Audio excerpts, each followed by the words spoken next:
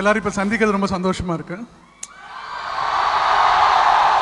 Wow, huge energy level, ரொம்ப சந்தோஷமாக இருக்குது பார்க்குறதுக்கு உங்களை. ஓகே, என்னை பேச சொன்னாங்க.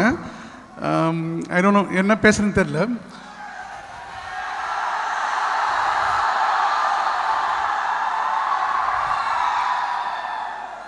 ஹோப் என்னோடய ப்ரீவியஸ் படங்கள் எல்லாமே உங்களுக்கு பிடிச்சிருக்கும்னு நினைக்கிறேன்.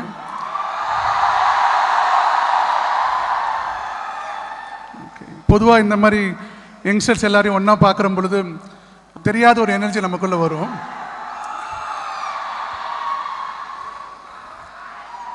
என்ன சொல்கிறீங்க?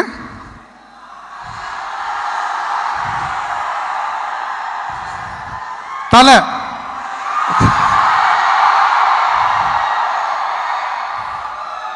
So happy. அவருடைய ஃபேன்ஸ் எல்லாம் இவ்வளோ எக்ஸைட்மெண்ட்டாக இருக்கீங்க.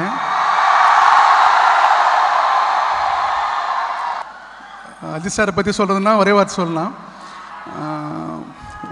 ரொம்ப நல்ல மனிதர், ரொம்ப நேர்மையானவர். அவர்கிட்ட நான் கற்றுக்கிட்டது என்னென்னா, அவருடைய தன்னம்பிக்கை. பேசிக்கலாக அது ஸ்ட்ரைட் ஃபார்வர்டாக இருப்பார், எதுவாக இருந்தாலும் ஸ்ட்ரைட்டாக பேசுவார். நான் கண்டினியூஸாக அவர் கூட 3வது படம் வரிசையாக பண்ணிகிட்ருக்கேன். ஸோ இந்த ஜேர்னியில் நான் அவர்கிட்டேருந்து கற்றுக்கிட்ட ஃபஸ்ட்டு மெயின் விஷயம் என்னென்னு பார்த்தீங்கன்னா, எண்ணம் போல் வாழ்க்கை அப்படிம்பாரு. அது 200% உண்மைங்க. ஏன்னா நம்ம என்ன நினைக்கிறோமோ, நம்ம என்ன வாங்கணும்னு நினைக்கிறோமோ, இல்லை நம்ம எப்படி இருக்கணும்னு நினைக்கிறோமோ, அது எல்லாத்தையுமே டிசைட் பண்ணுறது நம்மளுடைய எண்ணம் தான். நம்மளுடைய செயலை முன்னாடி கொண்டு போகிறதுக்கு மெயின் ரீசனாக இருக்கிறது அந்த எண்ணம் தான். அந்த எண்ணம் கிளியராகவும் உண்மையாகவும் நேர்மையாகவும் இருக்கிற பொழுது வெற்றிகள் தானாக அமையுது. ஸோ அதுக்கு முழுவதாரமாக அவர் இருக்கார். அவர்கிட்ட நம்ம இன்ஸ்பிரேஷன் எடுத்துக்கிறோம். பேசிக்கலாக பார்க்குற பொழுது ஸ்டூடெண்ட்ஸாக இருக்க தொட்டு, முன்னாடி நீங்களாக இருக்கிற தொட்டு கருத்து சொல்கிற மாதிரி இருக்கக்கூடாது. இருந்தாலும் ஒரு சின்ன என்னுடைய அனுபவத்தில் நான் தெரிஞ்சுக்கிட்ட ஒரு விஷயத்தை உங்களோட பகிர்ந்துக்கிறேன். எல்லா டிஃப்ரென்ஸ் இருக்குமே ஒரு லைஃப்பில் பார்க்குற பொழுது. நிறைய விஷயங்கள் இருக்குது. ஒரு மனிதன் இருக்கான்னு வச்சுக்கோங்க, அவனுடைய திறமை அப்படிங்கிறது அவன் டிசைட் பண்ண முடியுமாங்கிறது ஒரு கேள்விக்குறி. ஏன்னா அது ஒரு ஜீன்ஸ் ஃபேக்டர் நிறையா இருக்குது. அவனுடைய படிப்பு, அவனுடைய வாய்ப்பு, இந்த மாதிரி விஷயங்கள் எல்லாமே அவனுடைய பெற்றோர்கள் அவனுக்கு ஏற்படுத்தி கொடுக்குற விஷயங்கள் அதை பற்றி இருக்குது.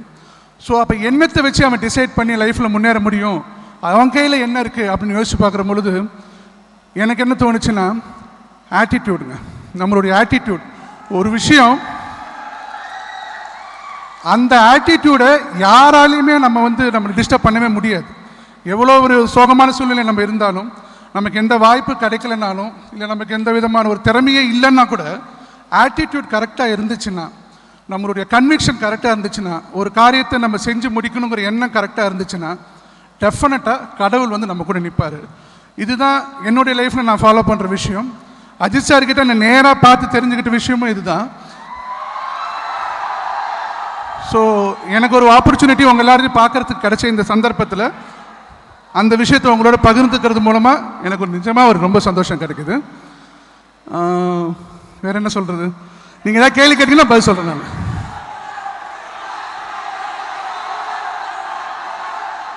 யாராவது ஒருத்தர் கேளுங்க.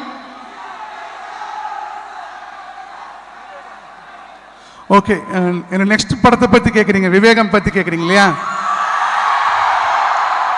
ஓகே, வீரம் படம் பண்ணோம் சாரோட, அஜித் சாரோட வீரம் படம் பண்ணோம். அந்த படம் பண்ணுற பொழுது ஒரு வில்லேஜ் ஓரியன்ட் சப்ஜெக்டு, ஒரு ரூரல் பேக்ட்ராப்பில் ஒரு நல்ல விஷயம் அதில் சொன்னோம். ரத்தத்தில் ஜாதியை பார்க்காத, மொத்தத்தில் நான் உழைக்கிற ஜாதி அப்படின்னு சொல்லி அதில் சார் சொல்லியிருப்பார்.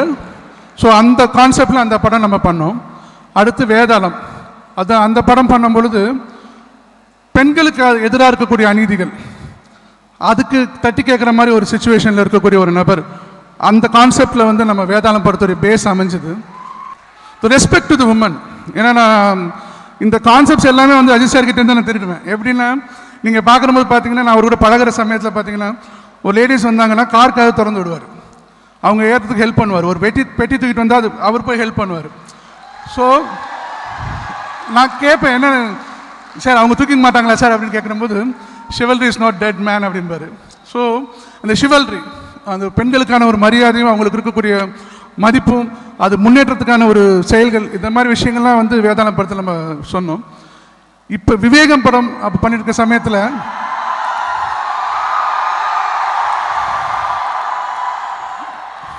ஓகே நீங்கள் இவ்வளோ எக்ஸ்பெக்டேஷனோட இருக்கீங்க, ரொம்ப சந்தோஷமாக இருக்கு. விவேகம் படத்தை பொறுத்த வரைக்கும் பர்சவரன்ஸ், அந்த பர்சவரன்ஸுங்கிற கான்செப்ட், அதாவது விடாமுயற்சி அப்படிங்கிற அந்த கான்செப்டை பேஸ் பண்ணி தான் அந்த படத்தை நான் இது யாருக்கு இதுக்கு சொல்லலை, தான் ஃபஸ்ட் டைம் சொல்கிறோம். விடாமுயற்சி அப்படிங்கிற கான்செப்டை பேஸ் பண்ணி தான் விவேகம் அப்படிங்கிற படத்தை வந்து